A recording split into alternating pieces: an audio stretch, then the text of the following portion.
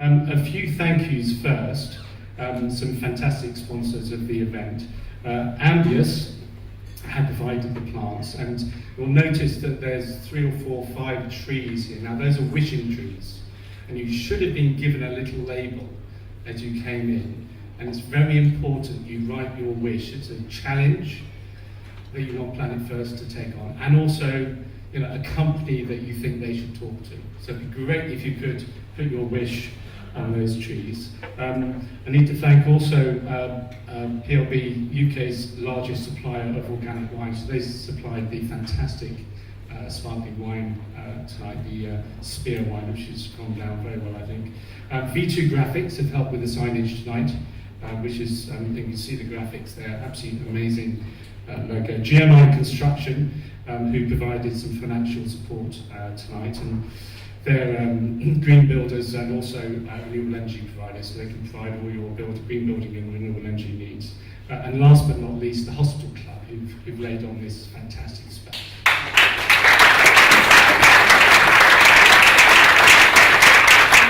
I'm pleased to be standing here on behalf of the team, but I wonder if we could have our first round of applause this evening, please, for Kath and Sarah and Camilla and Sarah and Monica and all the guys and Will at Planet First for putting all this together. Do you mind?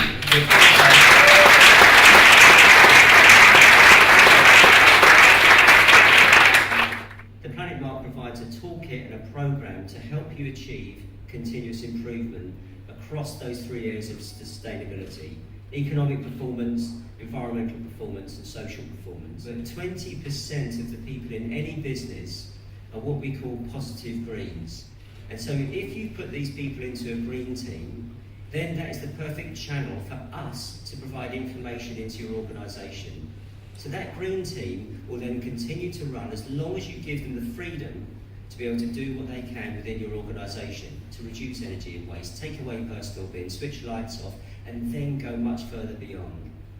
Organisations we're working with are saving between £50 and £150 per employee per annum. It means you'll save more money than you ever spend with our organisation to do this. And the benefits are layered on top, way, way beyond cost saving.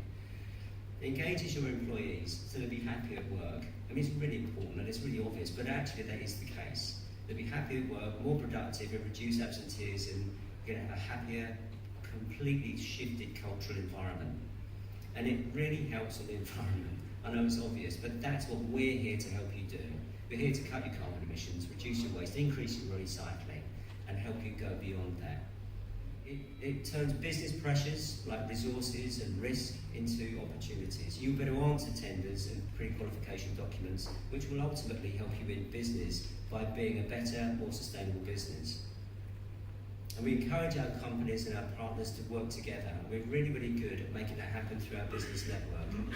And finally, it also works because 10% of anything you pay in terms of your certification, we give to the Eden Project's education program, which they roll out at the Eden Project and also nationally. So my business is Margolis Office Environments, and we are leading workplace delivery experts. So what we do is we design, we fit out, we project manage, we do sustainability consultancy. The difference between this and 14001 is this gives us measurability. It gives us staff involvement and engagement, and it gives us the ability to retrospectively look back and see how well we do. And that's really quite, that's quite important. We've been gathering data in our business since 2008, and year on year have made a difference. As a business, we're very aware as to how we spend our money, and a large portion of that is operational costs. That includes, water, waste, energy, and so on. And it makes perfectly sense to be environmentally aware if you can save money in the process. You can't have a sustainable business model in an unsustainable society. We need to create the conditions to make a positive contribution and ensure a sustainable business community, and that's our responsibility. We see the numerous benefits of doing our bit, so we are. I think one of the problems is we've arrived at a point where the political debate is already behind us, that everybody in this room is ahead of that debate. And when we hear any politician speak, we think, Christ, they're old-fashioned. Because every one of us who's got kids or friends who are interested in the the environment realise that actually the debate about arguing about whether climate change is or is not happening is actually the last repository of the CAD, so to speak, because it doesn't really matter.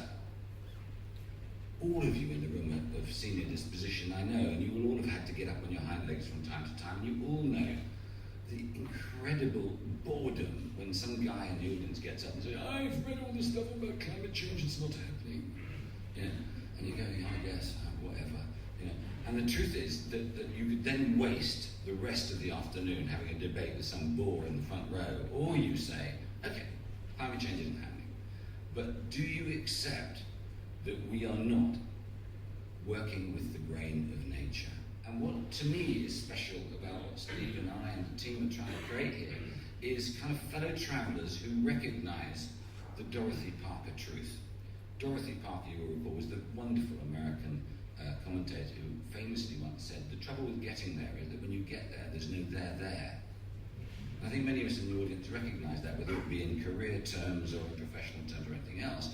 But that actually the real buy-in is the bravery to be part of a journey, a team, a gang who are sharing stuff with each other to go somewhere else. Because let's paint a picture. Let us imagine that your companies do not go down this route. It's unimaginable, of course. But let's imagine you don't. And suddenly the world wakes up that it's essential. And there aren't that many professionals who can take you on that journey. So suddenly everybody's arrived like Harrods at the sales, and you can't do it to your timescale. Smart people get there first. The issue is actually the narrative story. People always talk about economic, social, and environmental, don't they? And I think that's a bit of an old-fashioned way of looking at it, because I think there's a fourth pillar in there, which is the narrative. The reason why we get up in the morning, the reason why people go to work, other than just to get coin to pay for their, whatever it is they pay for. There's something which is actually at the heart of this, which is about meaning. And these are words that in Britain, this starts to get a bit spiritual, mate. You know, don't want to go there. That's a bit touchy-feely, okay?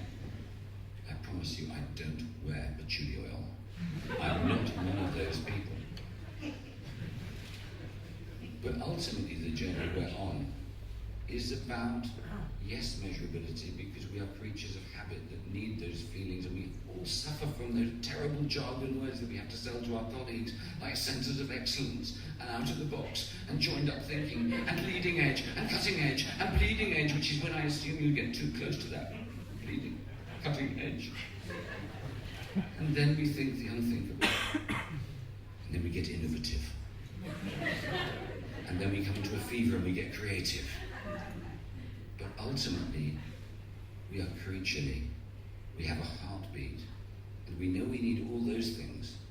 But actually, the thing that's going to get us through the greatest challenge humankind has ever faced is actually the pirate grin and the heartbeat that tells us we are of the planet, not separate to it. And that yes, we need those techniques to make us go on a journey that is valuable. But ultimately, the sign of whether we are a new civilization rising to the challenge is whether we have a cultural response to this, which has measurement on one side, but also the notion that actually, wouldn't it be great? Just imagine this room had a painted ceiling. Yeah, just imagine if for just one moment, stay with me on this dream. And coming out of each of our heads is a bit of fishing line to the surface of this newly painted Sistine Chapel. Yeah. And on that ceiling are painted our descendants 120 years from now. And they're looking down on us. Just imagine you could give the future the chance to ask us or tell us a few things. What do you think they'd be asking us to do? It's not for me to tell you that. I just want to leave that question hanging. Because ultimately, I think the greatest danger for us is that we're living at a time of more smart people than have ever been on earth before. Were we to be living at the start of a new renaissance? Just imagine we were. Are we smart enough to realize we are? Are we brave enough to not be such herd animals that enough of us stand up and say, actually, now